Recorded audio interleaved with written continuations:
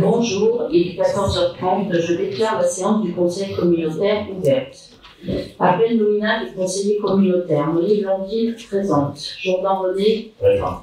Virginie Hélène, présent. Arnaud Suzanne, présent. Barthélémy Philippe, présent. Pascal René, présent. Joseph Jean-Paul, présent. Frédéric Rivoire, présent. Aubert Patricia, présent. Je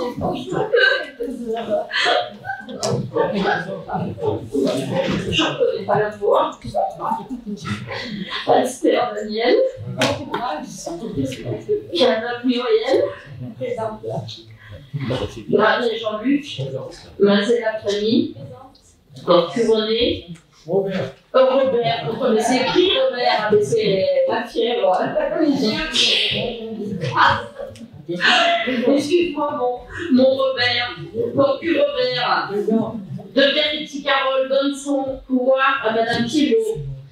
Migliasio Eric, Thibault, Eliane, Garcia Gilles, absent, de Maria Luc, Coffreau Roger, présent, Sarah André, Ferrara Louis, Guérou Pascal, Joanneau Bruno, Goard Christelle donne son pouvoir à M. Barthélémy, Mauvais Yvan. Bon, Yvan, je sais qu'il est là. Oui, présent, pardon. L'Arlénois Evelyne, présente. Sergent Christine, présente. Déléda Robert, présent. Bonifay Corinne, présent. Tessier Jean, présent. Noël Nathalie, présente. Long Sophie, Serre Daniel, Collet Laurent, Sam Michel, Perline Gérard, Corti Ludivine donne son pouvoir à M. Fidler, Renard Yves,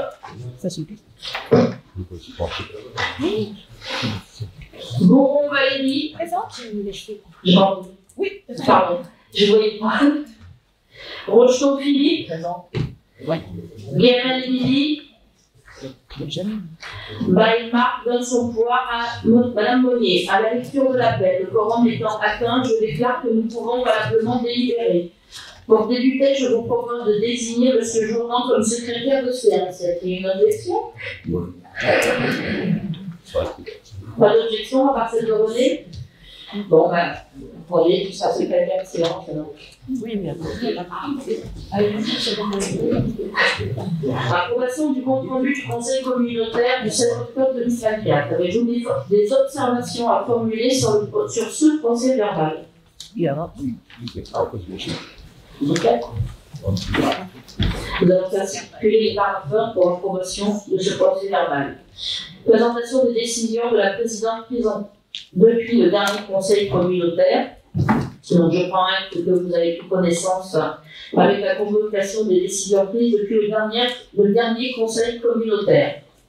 C'est le 30 juin de la convocation. Le rapport d'activité approuvé lors du précédent conseil a été déposé sur la table à votre attention. Vous l'avez tous à côté de vous. Il sera également largement diffusé et consultable sur notre site internet, sur nos pages Facebook, sur LinkedIn, ainsi que dans notre newsletter. Bonne lecture à tous de ce rapport. Avant de passer à l'ordre du jour, je souhaiterais vous rappeler une nouvelle fois pourquoi vous avez reçu 2 convocations pour ce conseil communautaire. Comme vous savez, la communauté Lago Sud Saint-Baume a opté pour le référentiel comptable M57 au 1er janvier 2024. De ce fait, par analogie avec le calendrier de vote du budget de métropole, article L 5217-10-4 du CGCT, le délai entre le débat d'orientation budgétaire et le vote du budget étant porté de 2 mois à 10 semaines, et le délai de communication du projet de budget à l'Assemblée délibérante est porté de 5 à 12 jours.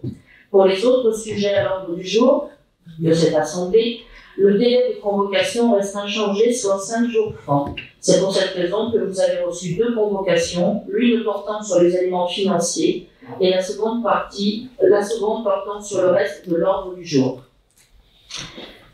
Madame Camille Pellegrin, directrice du pôle finance et prospective, va vous présenter en complément de la note que vous avez reçue un PowerPoint qui illustrant les différents budgets. Et ce n'est qu'après cette présentation que nous passerons au vote des délibérations. Merci Madame la Présidente. Bonjour à tous. Oui, je vais vous présenter synthétiquement les budgets de la CSSB, dont effectivement, comme le disait Madame la Présidente, tous les détails ont été transmis dans le maquette budgétaire et dans la note de présentation annexée. Quelques rappels en préambule. Ces projets de budget ont été élaborés sans reprise des résultats. Ils ont été préparés sur la base d'éléments contextuels et structurels contraints, dans un contexte national politique inédit et compliqué, et sans projet de loi de finances à ce jour. Il y a une loi spéciale qui devrait être mise en place pour permettre à l'État de collecter les impôts, mais on n'est pas encore les contours, et dans tous les cas, il faudrait une loi de finances qui soit adoptée. Et effectivement, il y a de fortes chances pour que la demande de redressement, de participation des collectivités au redressement des comptes publics soit toujours de rigueur. Ces budgets s'inscrivent dans la continuité des orientations budgétaires présentées lors du précédent conseil communautaire, à l'exception de deux éléments notables. Le premier qui impacte les recettes de fonctionnement, avec la baisse des fractions de TVA qui a été annoncée le 22 novembre dernier. Pour rappel, les fractions de TVA sont versées en compensation de la suppression de la taxe d'habitation et la suppression de la CVAE. Ça représente 760 000 € de recettes en moins et ça impactera également en 2024. Le deuxième élément notable impacte les recettes d'investissement parce que dans l'attente de l'adoption par toutes les communes de la révision libre des attributions de compensation, les recettes correspondantes ne vont pas être inscrites par prudence. Ça correspond à 1,2 million pour 2025. De façon consolidée, les budgets prévictifs 2025 représentent un total de 110 millions d'euros, avec une part de 81 millions d'euros pour le fonctionnement et 29 millions en investissement. Vous voyez sur ce graphique que les montants se répartissent, donc c'est le budget principal qui représente la moitié du budget géré, celui de collecte de traitement des ordures ménagères qui représente à peu près 20% du budget géré, l'assainissement 11%, l'eau et les transports environ 7%, les autres budgets sont plus petits. Concernant le budget principal, pour les recettes de fonctionnement, on voit que ce sont essentiellement des recettes fiscales, le graphique est très clair. Malgré le contexte économique national particulièrement tendu pour les collectivités territoriales, la CSSB a fait le choix de ne pas augmenter les taux de fiscalité pour 2025, tout en conservant un niveau de dépenses d'investissement important, ce qui est vraiment important pour les entreprises actuellement dans la période de brouillard. Les estimations de recettes sont faites sans revalorisation des bases fiscales. Au moment de l'élaboration, on n'avait aucune visibilité sur la loi de finances 2025. Et vous voyez qu'il y a un total de recettes de 42 142 000. Les dépenses de fonctionnement.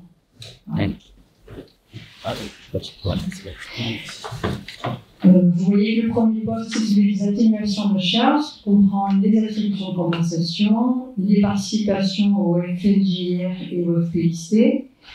Malgré le fait que la révision libre n'ait pas encore été votée, on a conservé en revanche les dépenses correspondantes par prudence, ce qui s'élève à peu près 700 000 €. Vous voyez également qu'il y a un paiement à la section d'investissement de 6,4 millions et une charge de personnel de 3,4 millions qui sont en hausse, comme on l'a déjà dit lors du numéro B, pour faire face au point de CNRCL et au nouveau recrutement envisagé. En investissement, les principales dépenses d'équipement par grand poste pour les recenser ainsi. Il y a la voirie communautaire qui s'élève à peu près à 3,7 millions. La gestion des eaux pluviales urbaines à 3,6 millions. L'aménagement des bâtiments dont les équipements sportifs à 2,5 millions.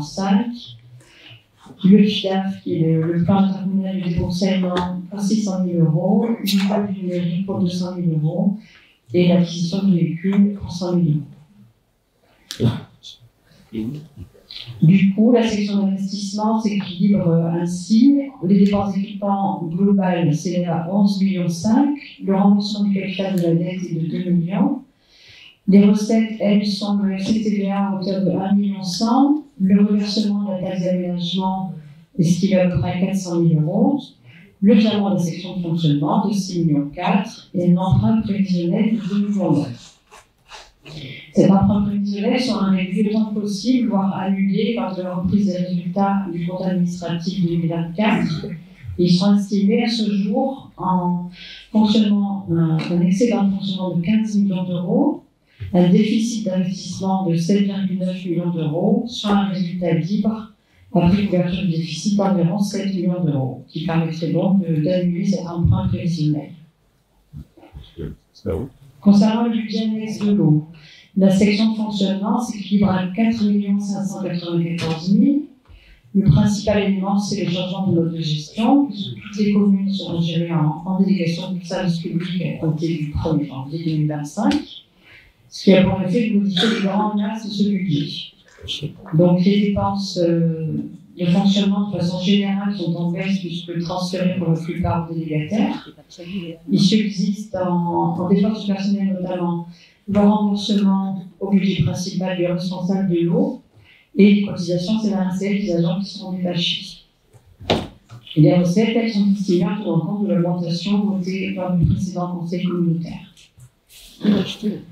En section d'investissement, vous avez eu le détail de ces dépenses dans la note de présentation. Les dépenses d'équipement s'élèvent à 2,4 millions.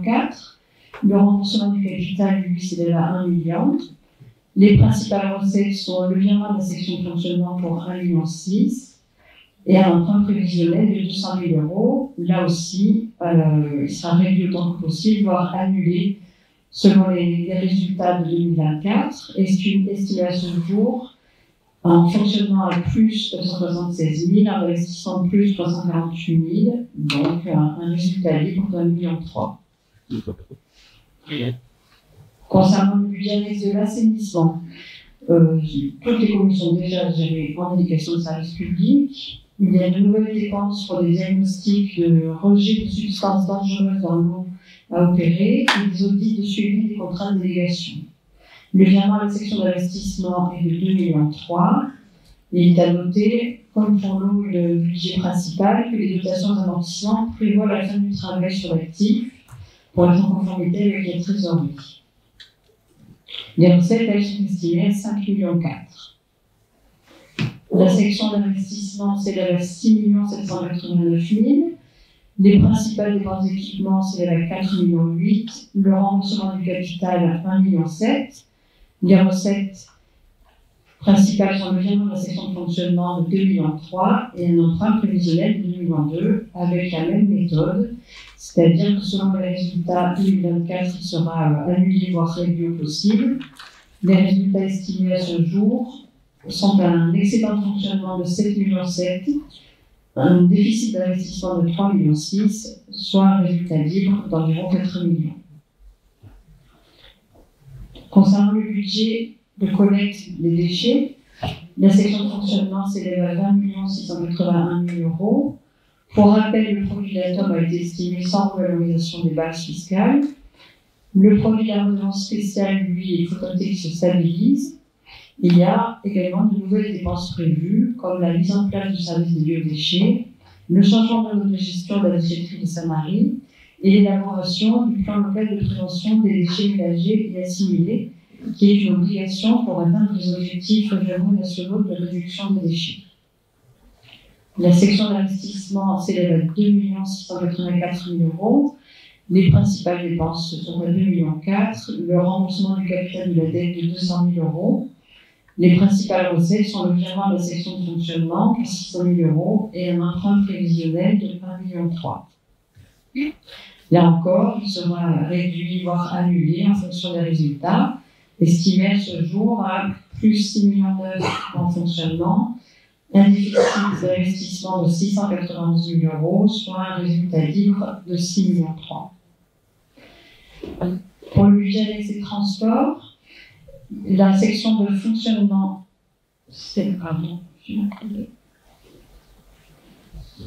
s'élève à 5 816 000 euros. Excusez-moi, il y a une copie en haut sur le. Il y a écrit total section d'investissement, il faut bien dire fonctionnement. De 5 816 000 euros, il faut noter la subvention du budget principal de 2,2 millions qui aujourd'hui est obligatoire pour équilibrer la section de fonctionnement et permettre un virement à la section d'investissement. Le coût du transport scolaire et du transport urbain s'élève à 3,7 millions. Il y a également de nouvelles dépenses prévues concernant des études pour développer le covoiturage et l'expérimentation de nouvelles lignes, et également une participation à une étude sur les services express régionaux métropolitains, une participation pour l'incitation au covoiturage et également pour l'étude de contournement du Bossé.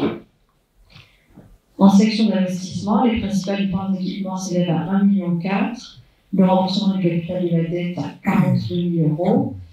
Les recettes sont le virement de la section de fonctionnement qui permet de ne pas emprunter sur ce budget. Les résultats estimatifs à ce jour sont un excédent de fonctionnement de 2,1 millions, un déficit d'investissement de 160 000 euros, soit un résultat libre d'environ 2 millions d'euros.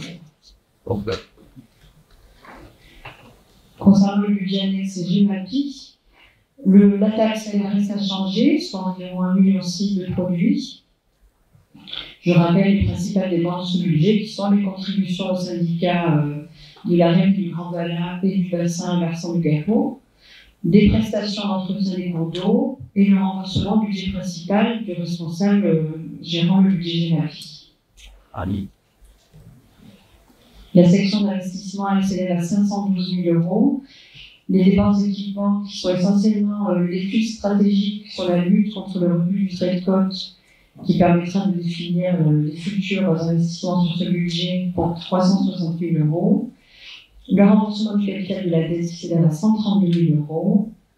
Et en recette, le virement de la section de fonctionnement à 134 000 euros, un emprunt prévisionnel de 250 000 euros, qui lui aussi sera étudié pour être réduit, voire annulé, en fonction des résultats 2024, estimés à ce jour à plus 1,1 million sur le fonctionnement, moins 155 000 en investissement, soit un résultat d'environ 1 million.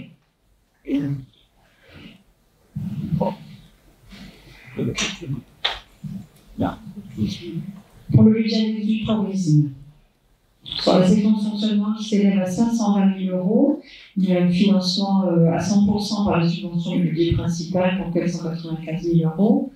Les dépenses, elles, concernent essentiellement la promotion du tourisme sur le territoire, la création de circuits touristiques, de flyers, l'élaboration d'un catalogue promotionnel, ainsi que les participations au bol d'or et bol d'or vélo.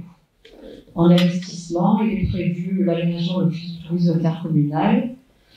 Il n'est pas prévu d'emprunt sur ce budget, dont le résultat estimatif à ce jour s'élèverait à 120 000 euros au total.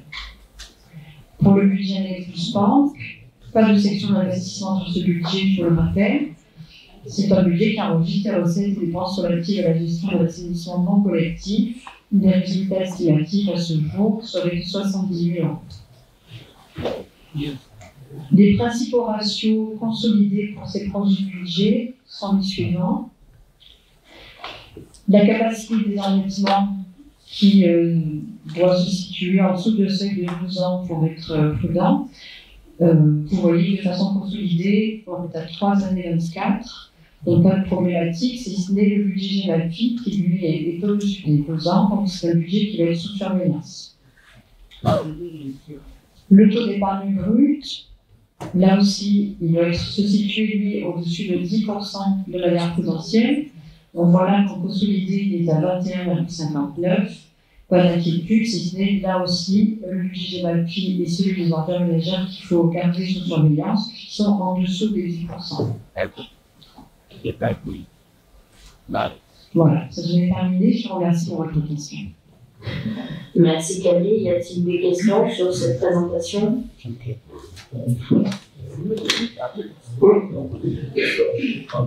Allez-y, Madame Sarri. Alors d'abord, je voulais remercier parce que, comme toujours, c'est bien présenté, clair.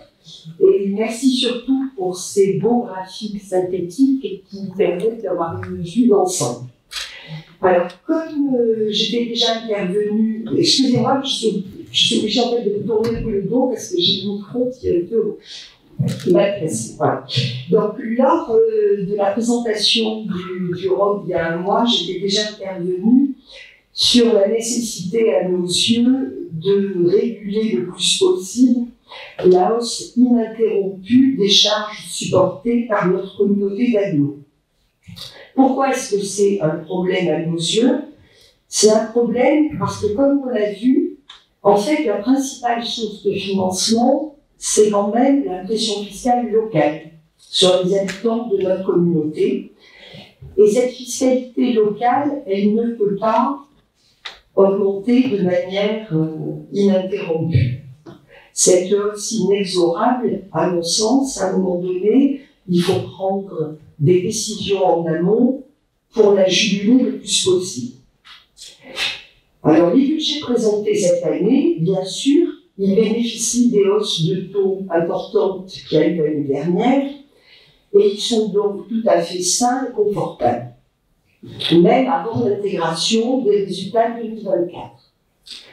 Mais ne faudrait-il pas procéder de temps à autre à une révision complète des sources de dépenses, tant en fonctionnement qu'en investissement, afin d'alléger autant que possible le coût supporté par la CASSB, qui tôt ou tard sera reporté sur les contribuables.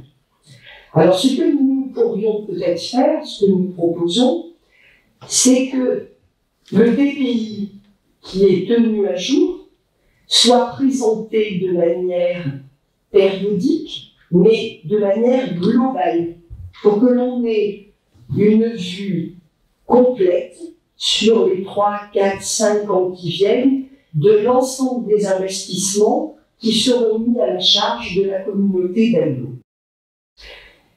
Ça nous permettrait éventuellement d'en discuter, de voir si certaines dépenses peuvent être lissées, reportées, réduites. Nous nous trouvons dans un contexte de finances publiques, on nous l'a rappelé, extrêmement sombre et instable, et les collectivités locales en feront tôt ou tard les frais. Donc nous aurions, à mon sens, tout intérêt à procéder rapidement à ce type de remise en question. En fait, quel est l'objectif? C'est mieux maîtriser les dépenses de la communauté. Il ne s'agit pas de tout supprimer, il s'agit simplement de voir ce qui est le plus intéressant collectivement pour les habitants de la communauté d'agglos. Voilà, merci de m'avoir écouté. Merci Madame Salle. Je tiens quand même à vous remercier pour votre intervention qui est un peu sensiblement la même que la dernière fois, ne vous inquiétez pas. On fait toutes les économies possibles. Il y a des budgets qui nécessitent une participation du budget général, notamment le transport. Il va y avoir de gros investissements aussi à faire sur le trait côte. Donc la prudence est de rester avec des budgets qui sont articulés de cette manière par les services qui ont la vision de l'ensemble des dépenses qui seront amenées et celles qui ne seront pas amenées en prévision. Donc ne vous inquiétez pas, c'est entre de très très bonnes mains. Excusez-moi, je ne m'inquiète pas et je suis persuadée que les services sont extrêmement compétents. Mais nous sommes une assemblée de conseillers et peut-être que de nous présenter de temps en temps justement cette globalité, ça permettrait à nous conseillers aussi d'avoir un avis là-dessus. Je ne doute pas que les services soient extrêmement compétents, mais nous sommes ici pour ça aussi. Voilà, merci.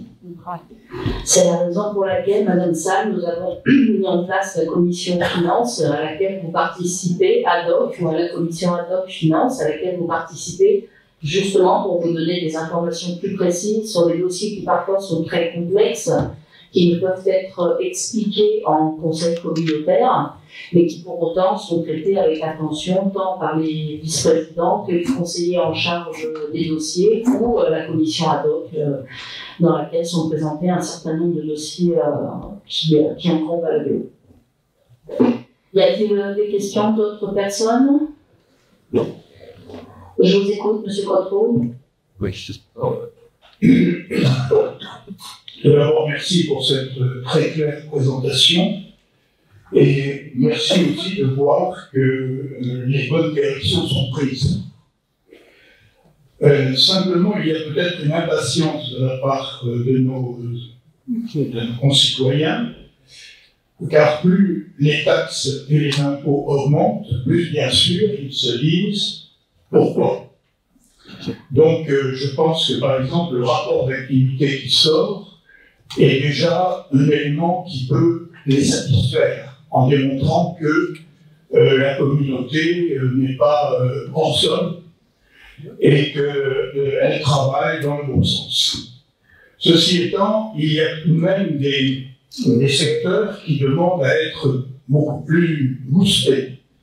Les transports, vous le savez d'ailleurs, et vous en êtes conscients.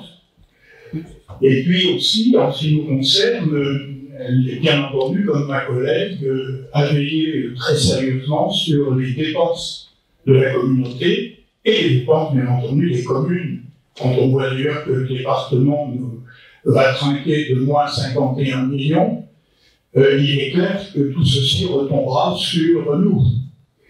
Et donc, qu'on le veuille ou non, nous ne pouvons pas vivre, nous ne pouvons plus vivre comme hier. D'autant qu'il n'y a pas de pilote dans l'avion au niveau de l'État. Ce faisant, il me semble que lorsqu'il y a mutualisation, il serait intéressant que les communes et la communauté aient une liaison encore plus étroite en matière de personnel.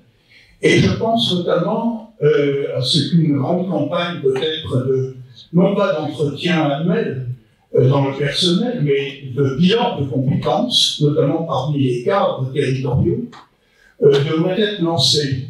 Car lorsqu'il y a des recherches de nouveaux postes, et peut-être de transfert possible, de mutation possible, il est intéressant d'avoir un relevé assez complet au niveau de la communauté sur toutes les compétences qui vivent dans toutes les unités qui la composent.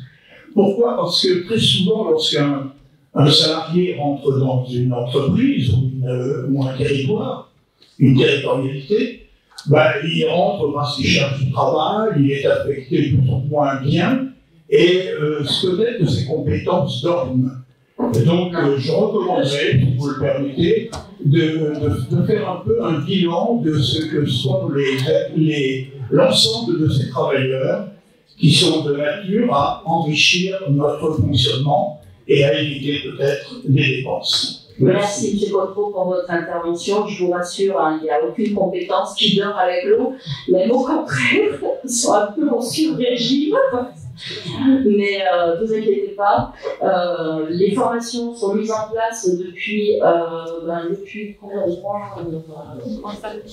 18 mois, des formations en interne, tant sur les finances, sur les marchés publics, pour sécuriser les procédures. Donc on a grande conscience qu'effectivement les agents doivent être formés régulièrement. On a embauché des personnes de grandes compétences. Certaines formations sont faites en interne, d'autres par le biais du CNFPT, en interne et par des agents qui ont préparé leur formation et leur contrat. Il y a des entretiens annuels d'évaluation, c'est obligatoire tous les ans, en fin d'année.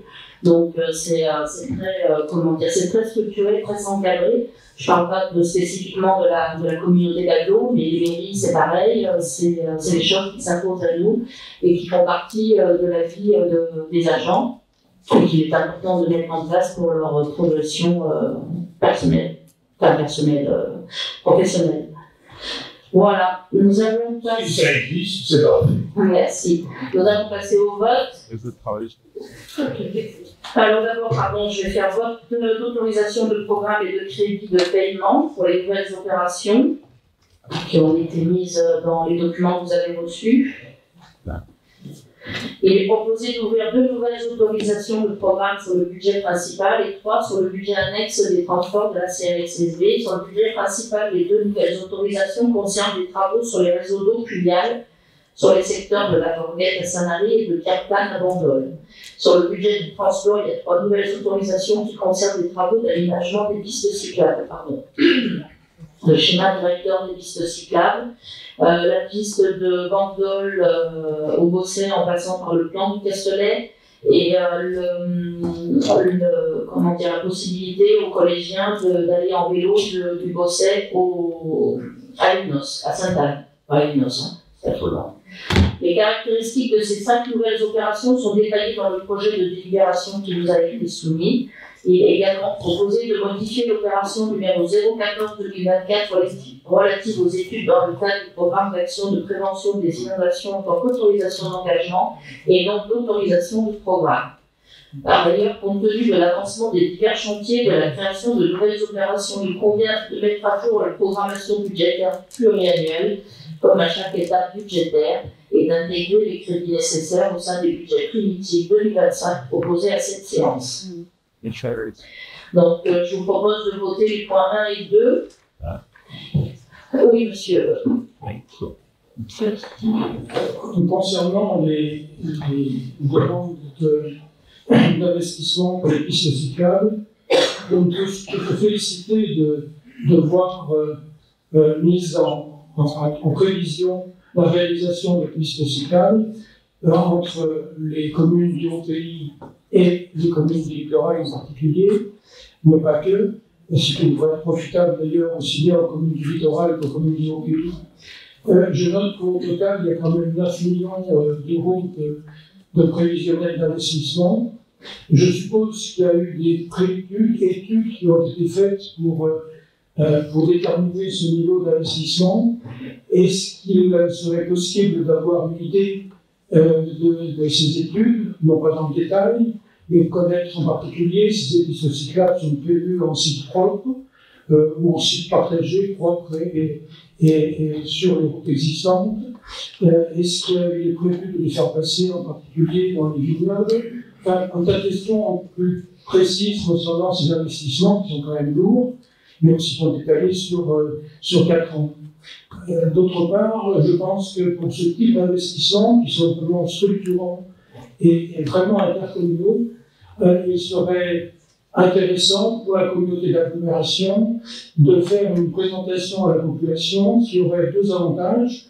D'abord, de les informer des prévisions d'investissement de l'agglomération, et en plus de faire connaître la communauté d'agglo, qui pour beaucoup de personnes reste très éloignée, et pour beaucoup de personnes qui ne savent pas à quoi sert vraiment la communauté d'agglomération. Bah, c'est bien dommage, hein, s'il y a beaucoup de gens qui ne savent pas à quoi sert la communauté d'agglomération. Déjà, en première lieu, elle sert à amener l'eau au robinet, déjà, à traiter les effluents aussi. Enfin, il y a beaucoup de compétences que vous connaissez. Alors, celle qui est la moins visible et pour laquelle nous allons travailler sur la communication, notamment sur les bus, c'est le transport. Parce qu'il y a des transports, il n'y a pas de visibilité parce que les camions ne sont pas marqués communauté d'agglomération Sud-Sandbaume, parce que dans la façon dont ont été faits les marchés qui sont encore en cours et qui seront relancés de manière globale à l'issue, il y a un marché pour le transport urbain et un marché pour le scolaire, et entre-temps les bus servent à d'autres choses, donc ils ne les ont pas bloqués. Donc là, le service com est en train de travailler sur un visuel qui pourra se coller magnétiquement, de manière à ce qu'ils puissent le mettre et l'enlever en fonction de là où ils vont, et qu'on puisse avoir une visibilité. Pour les pistes cyclables, vous avez participé, me semble-t-il, aux copies des schémas directeurs, non? Vous n'y étiez pas? Non, c'était c'était ton élu Monsieur Pébon, oui, effectivement. Il y a eu un gros travail qui a été fait tant avec les élus, avec les associations de vélo, avec les sirènes quand je connais.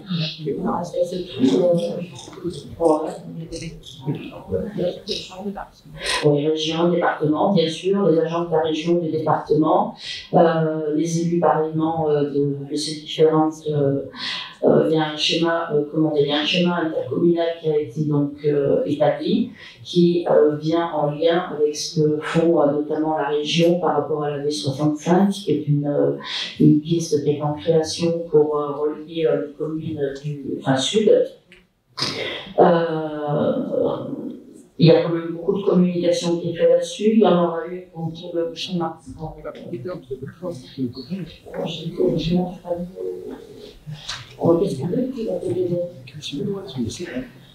Donc, seul le plan de mobilité est soumis à enquête publique, mais le schéma directeur vous sera présenté bientôt. Voilà.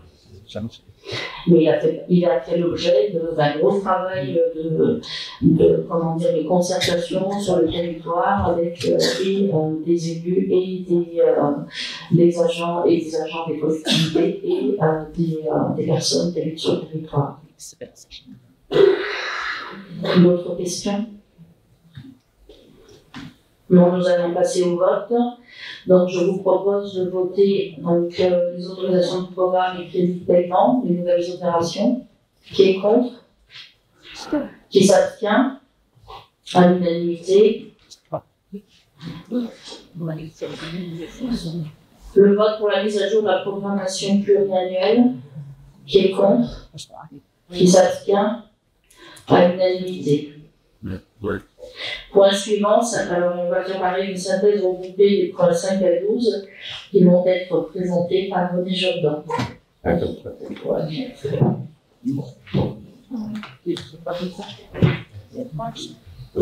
d'abord, il y a 3 et 4. C'est moi qui j'ai les yeux pleins de fièvre, je vois plus. Bien. On va sortir avec chaque collègue. Donc, il s'agit effectivement de l'approbation du rapport de droit commun de la commission locale des charges transférées, qui s'est réunie le 17 octobre 2024, relatif à l'évaluation des charges transférées au titre